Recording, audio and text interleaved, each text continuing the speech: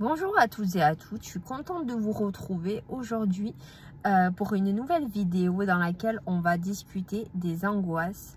Et honnêtement, c'est le sujet, je crois, qui va le plus me parler sur cette chaîne, qui va le plus me toucher. Parce que à titre personnel, les angoisses, j'en ai souffert énormément et il m'arrive encore d'en souffrir. Et c'est pour ça que j'aimerais aussi apporter mon aide et mon soutien aux personnes qui souffrent des angoisses quand on souffre du trouble borderline, parce que c'est vraiment quelque chose qui fait très mal. C'est un gros problème quand on a cette maladie-là et c'est quelque chose de vraiment prenant. Et si je peux apporter ma pierre à l'édifice par mon vécu, par mes conseils, mon expérience de vie, j'en serais contente. Au moins, ça aurait été d'une utilité, parce que c'est vraiment le sujet, je trouve, que je pense me tient le plus à cœur. Vraiment. Pourquoi? Parce que les angoisses, c'est quelque chose d'oppressant, c'est quelque chose d'opprimant, c'est quelque chose avec lequel on se réveille tous les matins et on se couche tous les soirs. C'est quelque chose de permanent, c'est une souffrance quotidienne.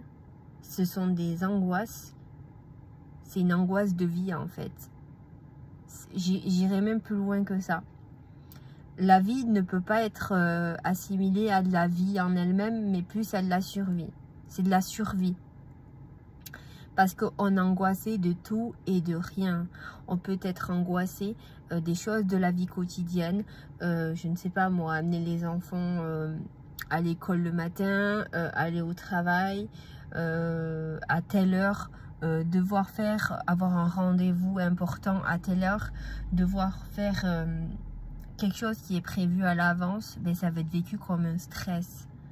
Un stress de peut-être de ne pas être à l'heure, un stress de ne pas être à la hauteur dans tout ce qu'on va faire. Le temps est vécu comme stressant. Les heures qui passent sont stressantes. Chaque minute, chaque seconde et chaque heure peuvent être vraiment oppressantes quand on souffre d'angoisse permanente. Et l'angoisse, elle est difficile à définir, parce que quand on a un trouble anxieux comme ça qui est généralisé, parce que quand on est borderline, le trouble anxieux peut être généralisé. On a tous des angoisses. Pour les personnes qui sont normales, on est des personnes normales aussi quand on a des problèmes psychiatriques. Mais pour les personnes qui n'ont pas ces fragilités psychologiques, elles peuvent aussi avoir des sources d'angoisse quotidienne, des sources de stress, mais qu'elles vont réussir à gérer. Quand on est borderline, on a du mal à gérer en fait. Parce que là, c'est plus de la vie en fait, c'est de la survie. C'est le cerveau en fait qui est en permanence en train de réfléchir, en train de tourner, en train de se prendre la tête dans tous les sens du terme. Et même des fois, vous pouvez être tellement angoissé que vous en avez même mal à la tête. Parce que ça prend vraiment la tête. Ça prend dans le terme, dans le sens figuré, comme le sens propre.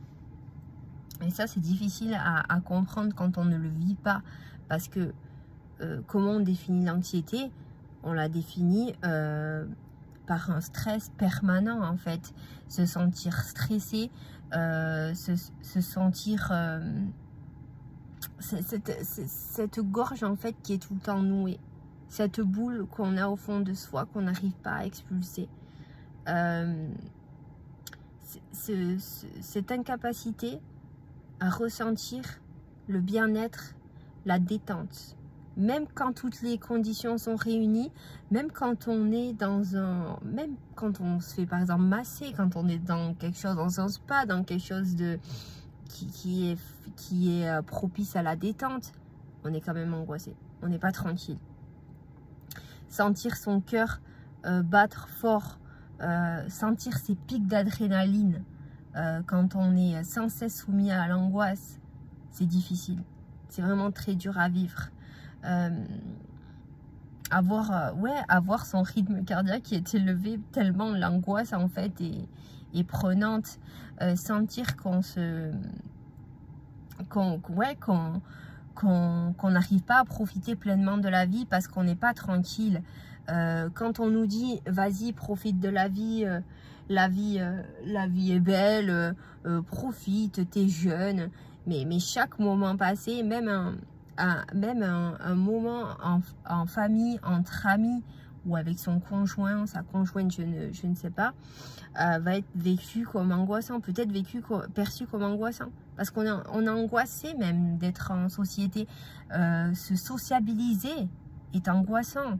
Je ne sais pas si vous l'avez vécu, mais vous pouvez ressentir un énorme vide énergétique quand vous avez vu beaucoup de monde, parce que ça vous prend de l'énergie, ça vous prend... ça vous stresse de voir beaucoup de monde, de parler. Vous pouvez être très fatigué parce que vous sentez que ça vous aspire toute votre énergie et c'est énergivore de voir beaucoup de monde et vous avez après besoin d'un temps pour vous ressourcer ou là encore vous n'arrivez pas à vous détendre. Vous avez beau être dans votre bain, vous êtes angoissé de l'heure qui passe, vous êtes angoissé je sais pas, ça peut être même angoissé de faire vos courses, ça peut aller jusque là. Quand vous êtes en relation, même avec la personne la plus bienveillante qui soit, ben vous êtes angoissé vous vous dites aujourd'hui tout va bien, mais demain tout peut foutre en l'air, la personne peut partir, la personne peut m'abandonner, la personne peut me trahir. Aujourd'hui il est avec moi, mais demain il peut être avec une autre. Ou inversement, un homme envers une femme, elle peut partir, elle peut me quitter pour un autre homme, pour quelqu'un d'autre. Et en fait, vous n'êtes jamais serein. Et quand on vous dit détendez-vous, vous avez limite envie de rigoler quand vous écoutez cette phrase. Parce que vraiment, si le borderline avait la capacité de se détendre, ça se saurait. Hein. Vraiment, ça serait quelque chose de... Je pense que ça serait un des plus beaux cadeaux de la vie que la vie pourrait faire au borderline, de sentir cette zénitude intérieure. Et je vous le dis, hein, s'il y a des borderline sur ma chaîne qui arrivent à avoir des moments de détente et des moments où ils ne se prennent pas trop la tête, où ils ne sont pas trop angoissés, où ils ne sont pas trop stressés, là c'est moi qui prends vos conseils. Là c'est moi qui vous dis, donnez-moi vos astuces. Là je prends, j'écoute, je note, parce que c'est super difficile.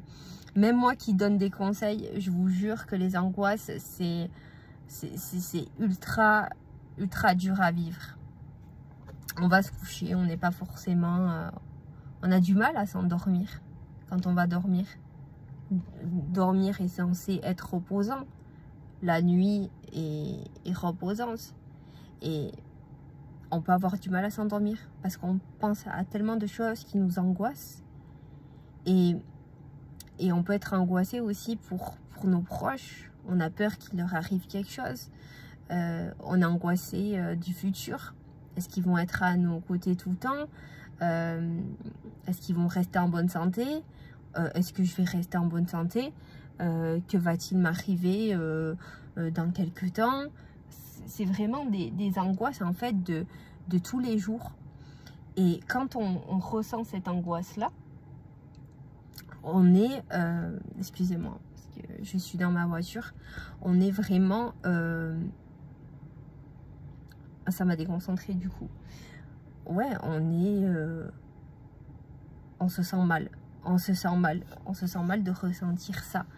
Et vraiment, c'est quelque chose qui nous prend aux tripes et c'est vraiment des angoisses, mais jusqu'à nous faire vraiment, réellement mal au ventre.